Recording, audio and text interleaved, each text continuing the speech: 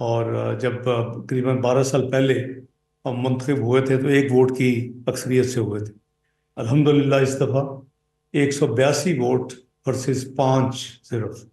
तो ये एक हिस्टोरिक पाकिस्तान की जून में ये जो सक्सेस थी।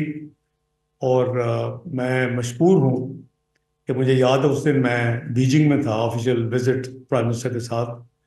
तो मुझे ऑब्वियसली बड़ी बेताबी से रिजल्ट का इंतज़ार था। टाइम डिफरेंस है न्यूयॉर्क का और बीजिंग का। तो मुझे बहुत करीबन लेट आवर्स में मुझे फिर वो रिपोर्ट आई कि जी 182 वोट वर्सेस 5 से हम मेंबर मुंतखब हो गए 2 साल के लिए, अल्हम्दुलिल्लाह। करीबन 12 साल के बाद वन ऑफ द फर्स्ट मुबारक के जो मैसेजेस थे वो शेडो फॉरेन सेक्रेटरी उस वक्त mister David Lammy was really surprised and appreciated. उन्होंने मेरा नंबर लिया, मुझे उन्होंने मैसेज किया कि बहुत फेलिसिटेशंस का मैसेज भेजा और कहा कि सब्जेक्ट टू अगर हम इलेक्शन जीत गए तो I will be your counterpart and look forward to working very closely. So I दी ये चीज़ें भूलने वाली नहीं होती। तो ये जून की बात है, बहुत पुरानी बात नहीं है। सिर्फ आप कह लें कि पिछले 2.5-3 महीने पहले ये मामला हुआ। तो मेरी एंजेला रेनर साहिबा से जो मीटिंग हुई उसमें मैंने उनको पीआईए का मसला भी उठाया। ऑब्वियसली जैसे हर मुल्क में अपनी अपनी मिनिस्ट्रीज होती हैं और जो उनके पास 3 मिनिस्ट्री हैं, but overall she is deputy prime minister.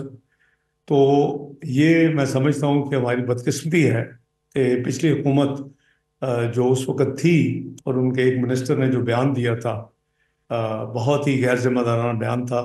और उस वक्त से हम बहुत कुछ कर चुके हैं। यानी पिछला जो पीडीएम की गवर्नमेंट थी, मुझे याद है कि हमने वेस्टर्न जो एविएशन अथॉरिटीज़ हैं जो कि करीबन 27 तो यूरोपियन यूनियन में मेंबर्स हैं, उनसे हम अलहदा डील कर रहे हैं। यूके ब्रेक्सिट की वजह से अलहदा है तो यूके की एविएशन अथॉरिटी से अलहदा डील कर रहे हैं। और अभी मैं जब आया यहाँ बुध को ट्रैवल करके, तो जहाज़ में मुझे इतने ज़्यादा हम वतन मिले जो ट्रैवल कर रहे थे इस्लामाबाद से। और मुझे यही पूछ रहे थे जी कि हमारी कभी पीआईए रिवाइव होगी। हमें टिकटें भी महंगी मिलती हैं और हमें और दूसरी एयरलाइंस हैं वो यानी 15-15 घंटे लग जाते हैं पहुंचने के लिए। अब direct flight is direct flight. तो मैंने उनको बताया मैंने कि हम पूरी कोशिश कर रहे हैं। और हमने पिछले साल, अगर आपको याद हो, 9 अगस्त को पीडीएम की हुकूमत ने अपना टेन्योर 2-3 दिन पहले जो ख़त्म होना था अनाउंस कर दिया और नए इलेक्शन की तरफ चले गए। डिसोल्यूशन हो गई असम्बली की। तो उस वक्त तक हमने जो लॉ लीगल रिक्वायरमेंट थी कि नया लेजिस्लेशन लाएं, आप रेगुलेटरी और सिक्योरिटी एविएशन फंक्शंस को अलग-अलग करें। It was a huge exercise. वो हमने की। हमने कई अपने ऑडिट्स करवा चुके हैं। और पिछली जो मीटिंग हुई है बड़ी रिसेंटली, वो हमारी जो अम्बेसडर थी ब्रसल्स में, आमना बलोच साहिबा, वो उन्होंने 24, इफ आई नॉट फॉरगेट, 24 अगस्त को हुई है। तो उन्होंने वो मीटिंग अटेंड की जो यूरोपियन यानी एविएशन अथॉरिटीज़ की जो उनकी एक काउंसिल या कमेटी है उसकी, जिसमें हमने अपना पेश किया। तो इंशाल्लाह उम्मीद है, मैंने इसीलिए डिप्टी प्राइम मिनिस्टर से भी कहा कि ये एक हमारी एक कम्युनिटी का और डियास्पोरा का बहुत सीरियस मसला है और हमारी बहुत बड़ी प्रायोरिटी है इसके ऊपर। तो इंशाल्लाह we will continue to engage. और उस वक्त तक तसल्ली से नहीं बैठेंगे जब तक ये काम मुकम्मल ना हो। एविएशन मिनिस्ट्री जो है जनाब मेरे दोस्त भाई ख्वाजा आसिफ साहब के पास है। और उसके ऊपर जो एविएशन के कुछ मामला में एक दो कमेटीज भी हैं जो मैंने रात एक्सप्लेन भी किया कि पीआईए की प्राइवेटाइजेशन है, ताकि ये रिस्टोर करनी फ्लाइट्स तो ठीक है लेकिन इसकी privatisation will bring much more, उसके ऊपर एक पुश एंड फ्लाइटें नए जहाज़ आएंगे। और इसी तरह हम इस्लामाबाद एयरपोर्ट को आउटसोर्स करने के लिए बिड्स हमने मांगी हुई हैं। तो ये 1 अक्टूबर को पीआई की बिड्स आ रही हैं इंशाल्लाह। और फर्स्ट राउंड जो हमारा इस्लामाबाद एयरपोर्ट की बिड है, जिसमें वर्ल्ड बैंक की जो अदारा है IFC, international finance corporation, IFC, वो ट्रांजैक्शन एडवाइज़र है। और वो 7 अक्टूबर को वो बिड्स आ रही हैं, और टेक्निकल बिड्स जो हैं वो 3 दिन इवेल्यूएट हो गए, 10 को फाइनेंशियल बिड्स भी खुलेंगे। तो ये हमारा रोड मैप है इंशाल्लाह, अपने डियास्पोरा की बेहतरी के लिए और इनको असिस्ट करने के लिए इंशाल्लाह। We are working together. तो चूंकि हमारी अब एक एक्टिव रोल होगा अगले 2 साल में यूनाइटेड नेशन फोरम के ऊपर as member of the security council, तो काफ़ी कंट्रीज जो इंक्लूडिंग परमानेंट मेंबर्स, तो वो उनकी ख्वाहिश है कि हम उनके साथ मिल के अपना प्री डिस्कस करें, एक एजेंडा बनाएं। और उस हवाले से भी मेरी honourable foreign secretary of UK David Lammy साहब से वो भी बात हुई। मेरी दूसरे तो परमानेंट मेंबर्स हैं, उनसे भी बातचीत जारी है। और शायद एक आध उनमें से जो मुल्क है उसको मैं दिसंबर 31 से पहले विजिट भी करूं, ताकि देखिए ये एक नादर मौका है। हम अपनी जिम्मेदारी पूरी पाकिस्तान अदा करेंगे, चाहे वो गाज़ा की इशू हो, फ़लस्तीन वाली, चाहे वो जम्मू एंड कश्मीर की इशू हो, चाहे वो इस्लामोफोबिया हो। ये 3 ऐसे सब्जेक्ट्स हैं कि जो मल्टीलेटरल फोरम्स में मैं पिछले जब से हुकूमत में ओथ लिया है, कंटिन्यूसली मैं इसको टेकअप कर रहा हूँ। और आपने देखा कि उसके नतीजे में पाकिस्तान ने बड़ी कामयाबी के साथ मैं पाकिस्तान की नुमाइंदगी गैम्बिया में ओआईसी का जो हेड्स ऑफ गवर्नमेंट समिट था उसमें मैंने की। और हमने पहली दफ़ा ओआईसी सेक्रेटरी जनरल का एक फुल टाइम एक एनवॉय ऑन इस्लामोफोबिया हमने मुकर्रर करवाया। वो बड़े स्कॉलर हैं, पाकिस्तान में बेस्ट टर्की के रह चुके हैं, इस प्रोफेसर। तो वो इसी महीने अपनी जिम्मेदारी वो उसको शुरू कर रहे हैं।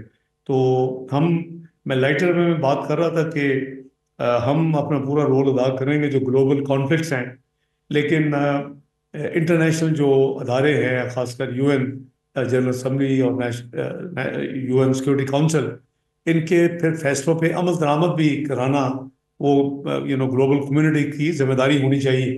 आपने देखा कि रेजोल्यूशन कश्मीर में भी कब से हुई हुई है, आज तक अमल नहीं हुआ, बल्कि उल्टे काम हो रहे हैं। और फिर हमने देखा कि गाजा के ऊपर रेजोल्यूशंस हुई, उस पर भी अभी कोई खतर खा प्रोग्रेस नहीं हुई। तो ये 2 स्टेट सोल्यूशन जो है हमारे वहाँ तकरीबन 40,000 हमारे बहन भाई शहीद हो चुके हैं अपना सोफार फ़लस्तीन में।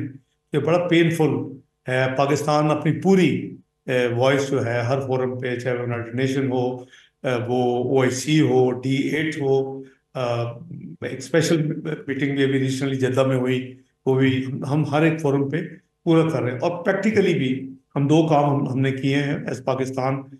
मियां मोहम्मद शहबाज शरीफ साहब की वजारत उज़्मा के दौर में, एक हमने उनको कंसाइनमेंट्स हेल्प जो है नेसेसरी जो गुड्स और मेडिकल और दूसरी चीज़ें, वो हम 9 कंसाइनमेंट्स भेज चुके हैं।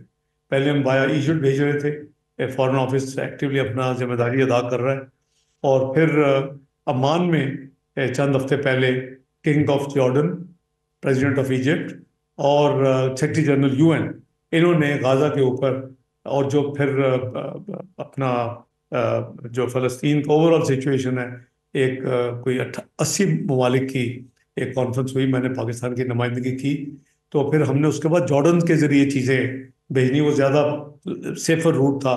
दूसरे रूट से काफ़ी रास्ते में कोई रुकावटें भी आ रही थी। इसके अलावा मुझे मुस्लिम चैरिटी जो यूके में है, इन्होंने अप्रोच किया एज पाकिस्तान की जिम्मेदारी जो मेरी है कि जी जो वहाँ कल वो मुझे उनके जो हेड थे उस अदारे के, वो डॉक्टर हैं, स्पेशलिस्ट हैं, यहाँ प्रैक्टिस करते हैं, उनके साथ भी डॉक्टर्स हैं। वो कहते हैं जी वो गाजा में खुद यानी खुद थे मौजूद। उन्होंने देखा कि वहाँ यूनिवर्सिटीज़ और जो हॉस्पिटल जो है वो बॉम्ब हुए और वो ख़त्म हो चुके हैं। तो इसके हवाले से उन्होंने मुझे, मैं पहले मिला तो कल पहली दफ़ा हूँ, उनको टाइम दिया था, तशरीफ लाए थे हाई कमीशन में उनकी पूरी टीम।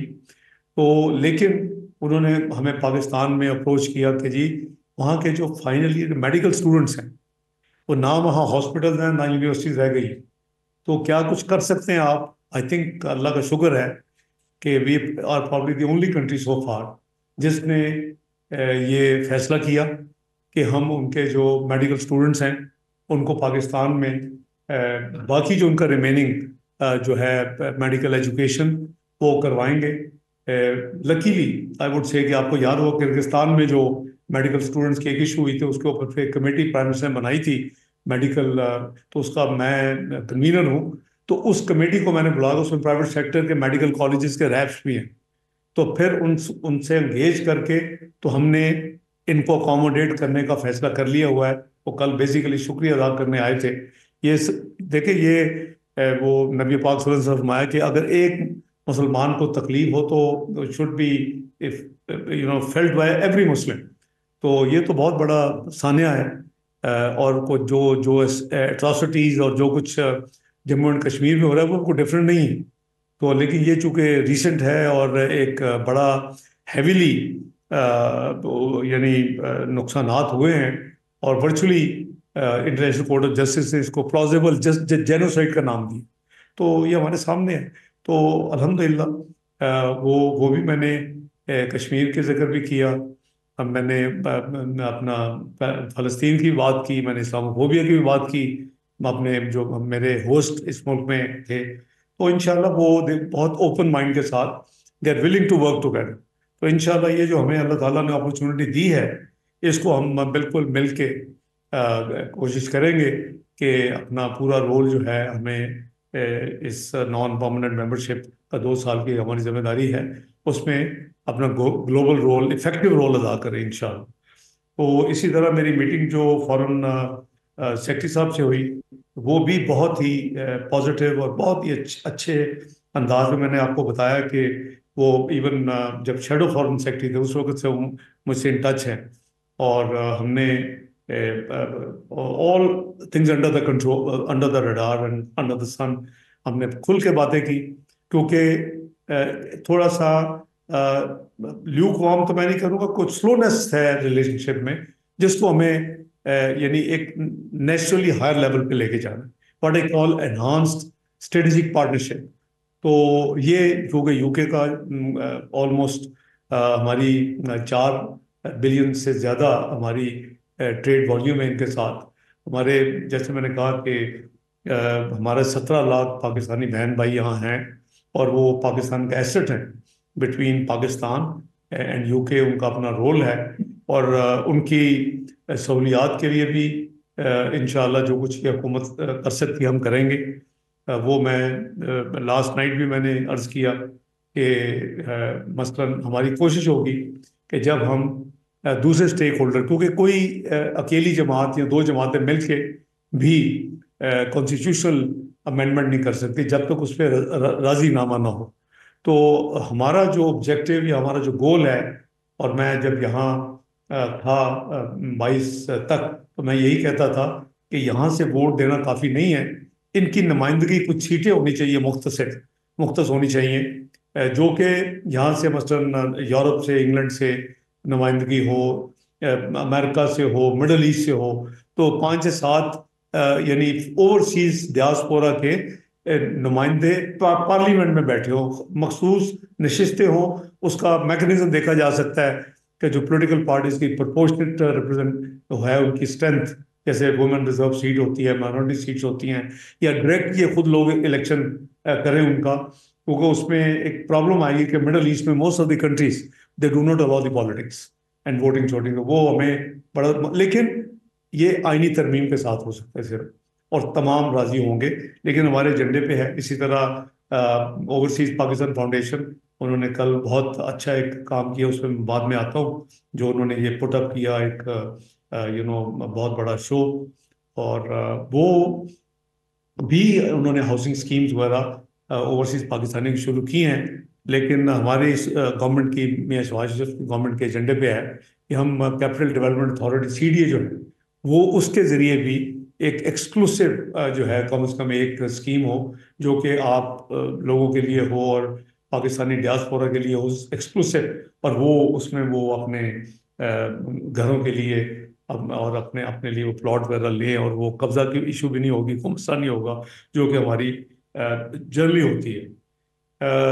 इस मीटिंग्स के अलावा मेरी मीटिंग जो सेक्रेटरी जनरल कॉमनवेल्थ हैं, उन्होंने रिसेंटली पाकिस्तान का दौरा भी किया था। उनके साथ हमारे 2-3 बड़े एक्सक्लूसिव